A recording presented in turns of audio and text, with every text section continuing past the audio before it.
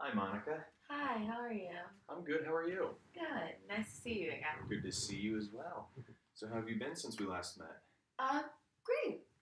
Nothing's really changed. Same old, same old. Yeah. I just got back from a wedding. How was that? It was really nice. I was actually a bridesmaid for my best friend from high school. Nice. Yeah. Now, what was the reception like after the wedding? It was beautiful. It was a venue that I used to work at, Mm-hmm. so it was very familiar to me.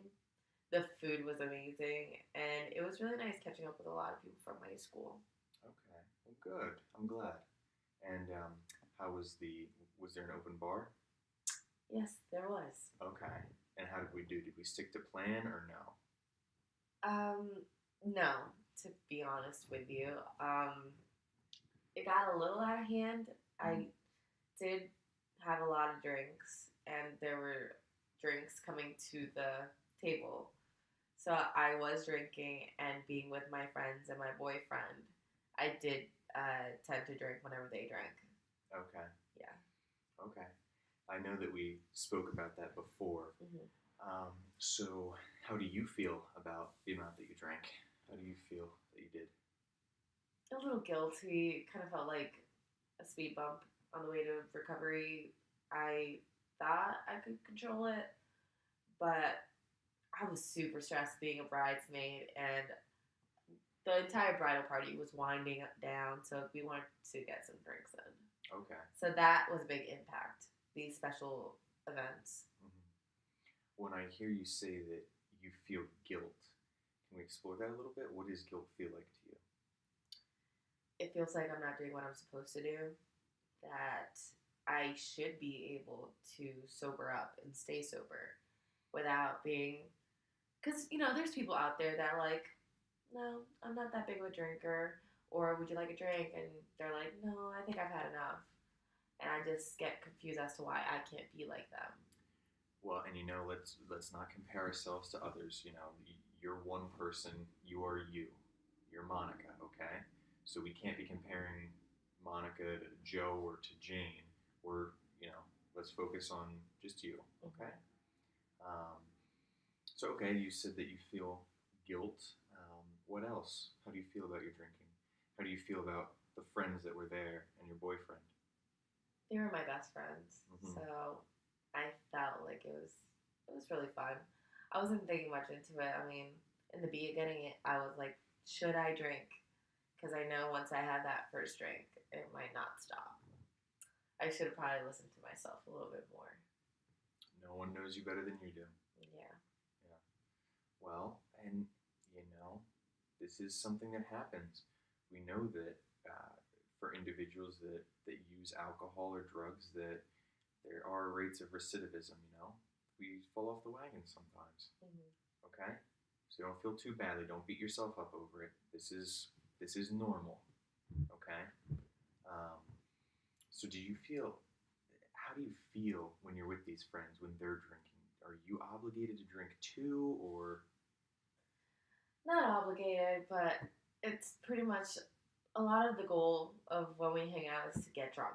Because, everything's a lot funner when you have a buzz going on, watching horror movies, going out to eat, we get drinks. We go to the movie tavern all the time. We get drinks there. One of us cooks, the other one brings a bottle of wine. So alcohol is really centered around most of our activities, okay? I would say. Um, it wasn't as bad as like when we were undergrad. We would put alcohol in our smoothies and go to class. Yeah. Not because we needed it, but because we are like, why not? We're young. It'll be fun. Okay. Just stupid kid stuff. But now, the older we get, I feel like it's becoming an issue that's not being addressed. I mean, we have one friend that goes overboard, and then we judge her, but then when we do it, we kind of like normalize it Mm-hmm. because we're not, that bad. But really, we could be better. Okay. There's always room for improvement. Yeah, like maybe we're not, 6 feet under, like, but that doesn't mean we're at a good point in our lives right now. Sure. And just remember that you and I set goals from week one on where we wanted to be. know that seems like forever ago, but it was only about 2 months ago. So how do you think you are with completing these goals, achieving these goals? I mean, like I said, this past weekend was definitely a setback. Mm-hmm. Other than that, I had been more focused in school because the end of the semester is coming up, so I don't really have room to drink unless it's the weekend. Okay. So with that being said, I think I'm doing good. Mm-hmm. As far as reaching my goals, Okay. I just think I look at short-term goals. It's a lot harder looking at the long-term goal of sobriety. And stay in the present. I know that we talk about this a lot, but don't think too far ahead. We accomplish those short-term goals, and those short-term goals, once accomplished and achieved, are long-term goals, really. Mm-hmm. So stay in the present. Just take it day by day. That's all we can ever do. All right. Now, how's your family been? Have you talked to anybody, like your mom or your dad, since the last incident that happened? Well, my mom was at the wedding this past weekend. Did you interact with her? Yeah. Not as much as I would hope for. I was really busy with being a bridesmaid, and she sat completely different ends at the venue because she was sitting with Lauren's mom, the bride. Okay. My brother was also there, so I got to saw him. He was also at a different table, so couldn't really speak to him much. Did you want to? Yeah. I mean, we get along, so we're fine. We actually talked a lot more after we got back from the reception. Okay. Yeah, he and my friends drank together. Okay. I was too exhausted before you questioned if I drank with them. I fell right asleep when I got back home, so that was probably one of the only times that I didn't drink with my friends when they're at my house drinking. Okay. Now, were they at your parents' house, or were they at you live with your boyfriend now, correct? Yes. Okay, we were at my boyfriend's. Oh, okay. Yeah. And your brother came over to... Mm-hmm. Okay. Actually... Was that his first time there? Yes. He hasn't been there before because he stays at my parents' house. But since my dad and me have had a little row, we haven't been able to, reconcile and see each other as much. Yeah. Now, when you say you haven't been able to reconcile, what steps have you taken to try? With my father? Yeah. Not many. We're both very quiet. We like to not reach out unless the other one reach out first. So it's kind of difficult. We're not very good at showing emotion towards each other. My mom says we're a lot alike. So okay. Can we try a little exercise here? Sure. So it seems to me like there might be a little bit of a struggle with talking to or relaying emotions to your father. Am I correct? Mm-hmm. So I'm gonna sit. Can I sit next to you here? Sure. This chair, I want you to picture your father is sitting. Okay. Okay. Can you get to that place? Mm-hmm. Okay. So your father's in front of you. How do you start off the conversation? It's pretty difficult since neither of us ever start a conversation in real life. Well, what do you want to say to him? He's here. He's here, right now. Talk to him, not to me. Well, first, I would like to say, what about me disappoints you so much? Ever since I was little, I've never felt a real connection towards you. You're always fawning all over John. What makes him so much better than me? Why did you feel the need to kick me out? What does he say in response? Because of my drinking issues. How does he feel about your drinking issues? Not good since he kicked me out. A lot of it, I don't know, he might feel guilty. We'll ask him. Do you feel guilty over my drinking issues since, I learned from your side of the family? Now, what does he say? He says no, it it was my decision to start drinking, and I should be able to stop because I'm a college-educated young lady that should know better. Okay. And how does that make you feel? I feel like there's a sense of unfairness with it all. I do try the best that I can. It's a disease, so it's a disease. Some people can't control it, and the only way you can is by getting help. And I know that you don't see therapy as a real treatment, but I'm gonna give it a try because kicking someone out is not helpful either. How do you think that went? Talking to your father here. I definitely feel like I have a laundry list of things I would like to say, but right now those are the big issues that I wanted to bring up. And as far as the responses, a little unsatisfying because you never know what they'll say in real life. Yeah. So. But you can imagine. Yeah, yeah, the responses that I made up were definitely ones that I think he would say. I'm going to move back over, okay? Mm-hmm. Now, I want you to sort of stay there, okay? I want you to tell me how does it feel when you talk to your father, and to hear him say, or to have you put that blame sort of on him a little bit, to say, is this guilt on your end because it comes from your side of the family? How does that feel confronting him with that? It's never been talked about, for sure. Mm-hmm.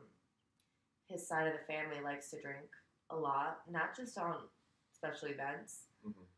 There have been multiple times when I was younger, and me and my aunt would drink multiple bottles of champagne. My mom and my dad, they would make little comments, but they never felt the need to stop me. Mm-hmm. So it kind of just came out of nowhere. I feel like I was raised to think, drinking alcohol is normal. It's okay to do it here and there. And now all of a sudden people are saying, it's bad what you're doing. Okay, well, why didn't anyone come up to me and say something back then? But maybe they did, and I just didn't want to see it. I'm trying to think rationally about if I were someone sober, what would I say to myself? Mm-hmm. And I would just look at myself like a fool, thinking, what's wrong with you? Instead of drinking tequila, why don't you drink, an iced tea or something? But coming from me, it's hard. And replacement is a big factor. I know that you've been to several Alcoholics Anonymous meetings, okay? And what's a common theme there that you're always hearing about how you need to replace people, places, and things? You can't go to the bars because you're going to feel inclined to drink. You can't hang out with a certain group of friends because they're all drinking and you don't want to. So, there is replacement. It's part of it. What do you think you could be doing instead of hanging out with your group of friends? Venturing out and finding other friends. Yeah. What do they look like to you? What activities are they engaging in? Ideally, making friends in the school I'm going to now. Mm-hmm. They all seem to have their, shit together. They're all in school going towards, what they need to go and what they want to do in life. Looking at comparing them to my friends are just trying to get by, and they're always just doing the same things we did in high school and in undergrad. And it gets tiring. It's routine, isn't it? Yeah. Yeah. And it's boring. And I don't want to fall into that habit. But I think, I may have dipped my toes, and now I'm at my knees now. So it's just getting harder to leave. And it's also getting harder to make new friends because I am so used to the friends that I have now, and I love them. They're like my sisters. It's just really hard. And especially with, my boyfriend. Yeah. He is in my friend group, and he also drinks. Yeah. He's a big occasional drinker. Mm-hmm. Whereas, You know, a big occasional drinker, or is it more than occasional? um, he he may not act like it, but he definitely is drunk a lot of the time. And usually, when I'm sober and I come back home and he is drinking, I tend to join him. Okay. So that's also a big issue. Okay. Again, friends influencing what we do. And talking about routine, you know, you said that you're doing the same things that you were doing back in high school. So you said, you know, in your words, about dipping your toes in, and now you're up to your knees because nothing's changed, right? So do you think as you keep progressing, if you don't change, it's going to go a little up higher and higher past your knees? It'll be waist deep? Yeah. It's likely. It's likely. And that's not something that, you know, fits into our goal. Remember, you know, our goals don't have that as a part of it. So now we've talked about your boyfriend a little bit. Can we try the same exercise? We're going to sit your boyfriend down here in the chair. Sure. Okay, I'm going to get up. I'm going to go sit over here now this time. I want you to talk to your boyfriend as if he's sitting right here, right now. Okay? Okay. Go ahead. What's the first thing that you would say to him? Do you know how much more difficult you're making my sobriety be? I feel like you don't take my goals seriously, and I feel like you're by not taking my goals seriously, I feel like you're not taking the relationship seriously. And it's just really difficult if you see how hard it is to leave someone like that because I love you, but I just feel like we're going down different paths right now. What path is he going down? Oh, the same as usual. He hasn't changed since high school. He's right here, right now. Tell him that. You haven't changed since high school. You're still working the same part-time jobs as you did back then. You didn't finish college. You're drinking, you're partying, but you don't stop to take care of yourself.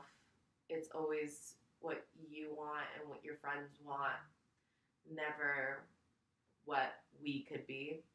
I feel like we haven't reached our full potential as a couple, but I feel like we've been together long enough to realize that it's not going to go to where I want it to go. Where do you want it to go?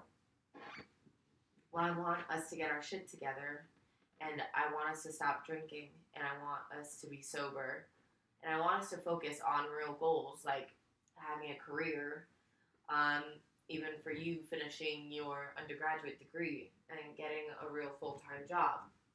I know that we have to live our lives the way we want to, but if you want to be together longer, then you need to step it up. And I know I'm nowhere near reaching my goal of sobriety, but at least I am going to these sessions and I'm starting taking little steps. Now, what does he say to that? How does he respond? Oh, God.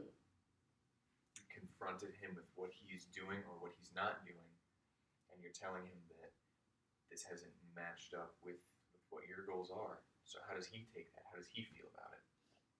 I imagine that he is pretty angry. He's calling bullshit and saying that this is just one of my phases where I want to change because I'm not happy with where I am career-wise either. And that I would assume that he's saying that I'm projecting all of my emotions about myself onto him, making it unfair. And saying that I'm looking at things in my own perspective instead of his. Saying that he hangs out with my friends and he drinks too. Saying that it's my fault. And I get that we're both at fault, but I've realized my mistakes. And I don't think that he can. Okay. I'm going to bring this exercise to a close here. I'm going to sit back in the chair. Okay.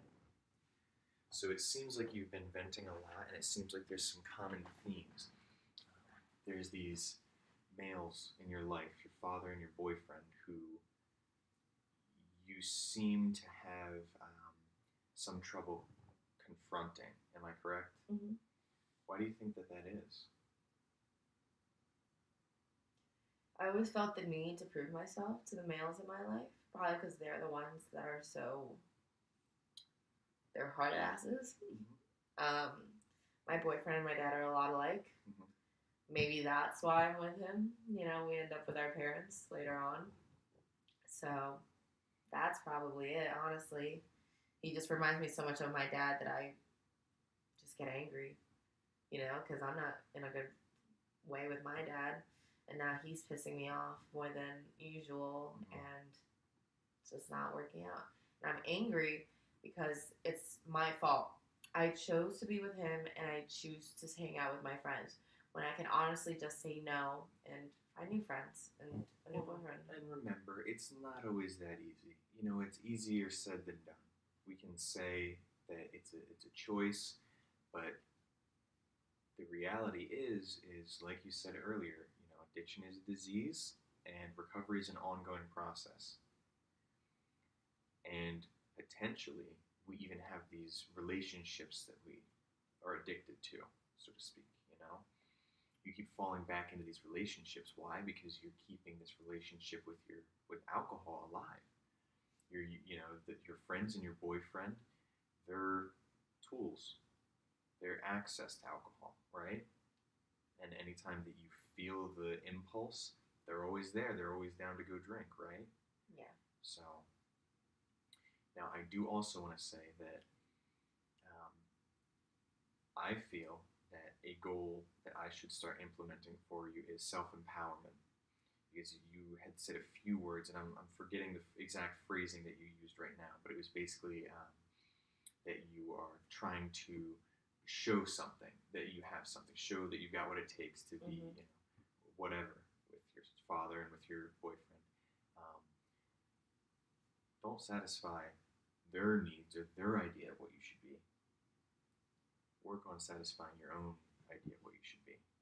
Yeah. We need to have you achieve that sense of your ideal self. We need to bridge the gap, so to speak, between reality and ideal. Okay?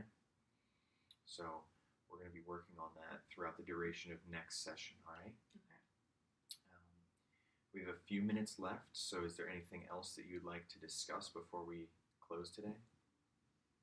I know that we opened a lot and we talked about a lot, and I don't want this to seem too abrupt. But I think that we've made some progress, and I think maybe you might have a few things that you need to say to people in real life, possibly. Definitely. Yeah. Do you think that you will? Once I work up the courage, seeing as how I'm not going to be able to use liquid courage anymore in my new life that I hoped to get. Sure. I think by cutting out my friends and my boyfriend, I would probably reach those goals first. Faster, if anything. Okay. It's just going to be a little hard, and it's going to take a lot of time because I don't think I'm ready. You know, they've been such a big part of my life. Well, remember, this is now. That was then. Yeah, I know. Don't go faster. You know, we learn to walk before we learn to run, okay? These are still baby steps yet. None of our goals will be accomplished until we put the work in. There's time and effort that needs to go into it before we get to that finish line. All right? Yeah. How are you feeling? Good. A little uneasy. Nervous. Sure. You know, for what's to come after I leave this cozy office of my problems.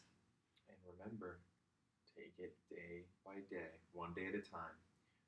You're only ever existing in the moment that it is right now. Okay? So no anxieties about the future. We're not worrying about that. Stay strong in the now. Okay? Okay. All right. Is there anything else I can do for you before we close? closed today?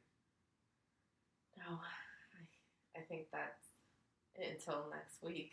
Okay. Well, if you need me, if there's any emergencies or anything like that, you know where to go. You know who to call. Hmm.